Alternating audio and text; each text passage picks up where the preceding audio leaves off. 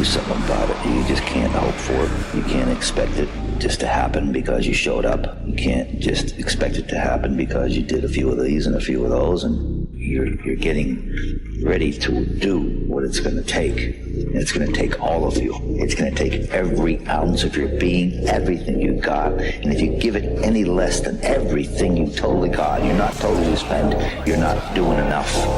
I would rather die than acknowledge to myself that I'm that loser. There is nothing that I won't do. There's nothing that I won't do to avoid being a loser. And if you think you could have done more, you're a loser.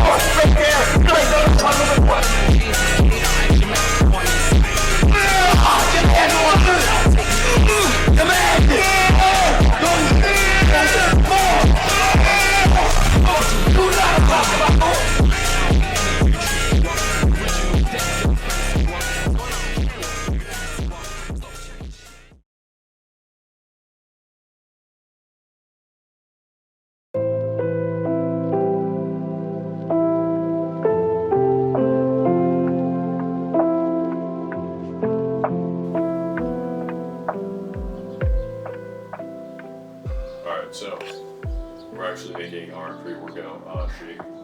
Really our pre-workout drink. It's not really a shake, to be honest with you. But yeah, we got the guy the final destination pre, and yeah, we're gonna be doing about a scoop of this, maybe a little less, because this one is actually pretty stacked. Got some creatine HCl here, and have some fiber. Keep myself in good hands when it comes down to digestion. The things that I try to prioritize is really, well, when it comes to like after eating, because the one thing about a bulk that nobody tells you is how absolutely trash the digestion is depending on your water intake. And as you guys know, we're on our bulk again after coming off of a recomp. I just spent maybe a month or two just straight up just recomping the entire time. Funny enough, I'm actually on a fast right now, just for me to get closer to the Lord. And honestly, I needed a problem that was recurring to me solved, and I realized that I couldn't fix it myself. So I decided, or really, the Lord taught me that I needed to do it myself, or I needed to do it with Him. I couldn't do it on my own. So fasted prayer, and yeah, we'll hit this workout, yeah. Alright, so you guys probably expected some music, but no, actually, I'm here with my lovely voice, and I haven't ever done a voiceover for any of my workouts, but here we are, and today we're starting with some hamstring curls, some lying hamstring curls. It's my favorite part of a leg day personally, because, or at least specifically the hamstring, because it is what I feel the most.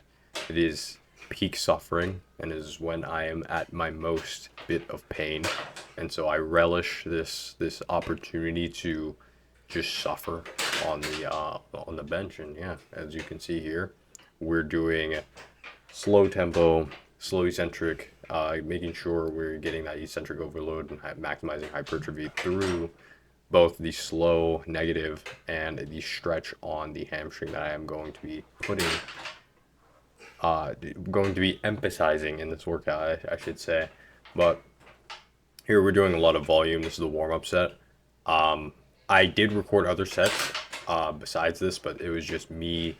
You were just looking at my cheeks, because I am caked up. I do have the bakery back in my I got the dumpy, and it's facts. But at the same time, I want to focus on the set and not have to worry about that. But as you can see, very, very controlled, and we're focusing on very, very just brutal outputs of strength on the concentric. So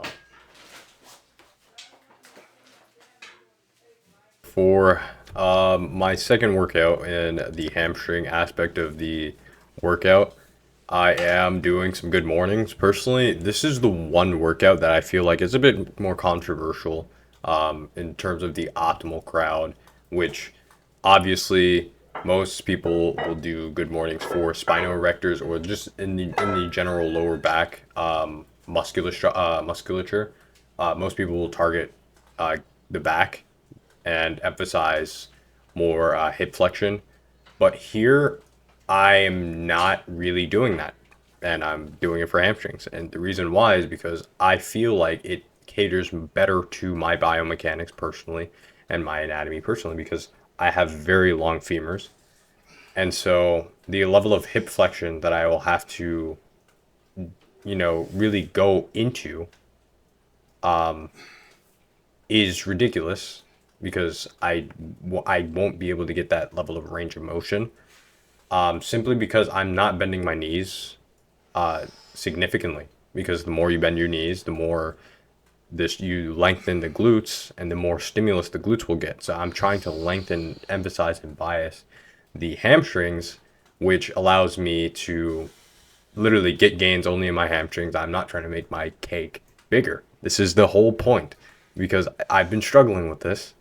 Okay, it's a good problem to have, but it gets out of hand. But as you can see, we're really focusing on bracing, keeping my core stability, and making sure I'm not over flexing my my lumbar spine, so I don't get any injuries. This is very important in a squat as well. And a lot of people don't have this technique down to a T, and you really do need to have this level of meticulous execution, and it's very important. So obviously I focus on tempo. I believe tempo is very, very, very, very important when it comes down to execution, like I said, and I believe it's a key in all of my hypertrophy gains thus far.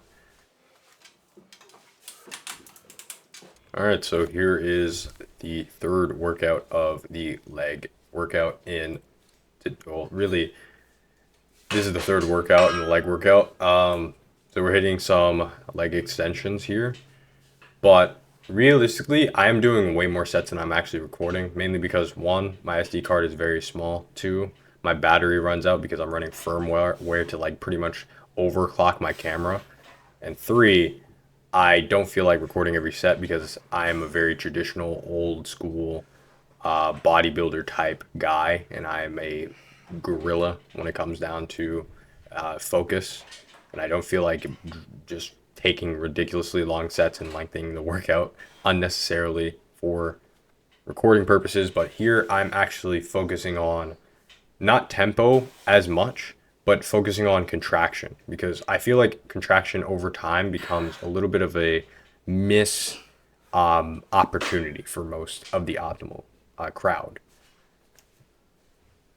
All right, so this is the last workout that I actually recorded. Actually, I'm lying. I recorded calf raises, but I completely messed up the ISO and the shutter speed, so it just is unviewable. It's just the void. It's darkness. But here we're doing some goblet squats. Very underrated movement. I completely forgot. I forgot about it. I just cast it to the wayside. I'm like, this is trash. But the reality is the level of lengthening and shortening, the contraction in the eccentric is just insane. Biomechanically, it works physiologically it works. It is very good for building the vastus lateralis, which is my weakness. But like I was saying earlier, I feel like a lot of the optimal crowd severely underestimates the concentric portion of a movement and really focusing on the contraction. Contraction does matter, and how you feel does matter at the end of the day. And here, I'm just absolutely suffering. Yeah, this is an RAR of 0. I went to failure here, and I want to do partials, as you see here now. I am not doing anything else. Wink, wink. I'm not doing these things. But yeah, that pretty much concludes the workout. I did not record calves, but calves was pretty much same thing. Failure, bing, bada boom. Yeah. Turn it off.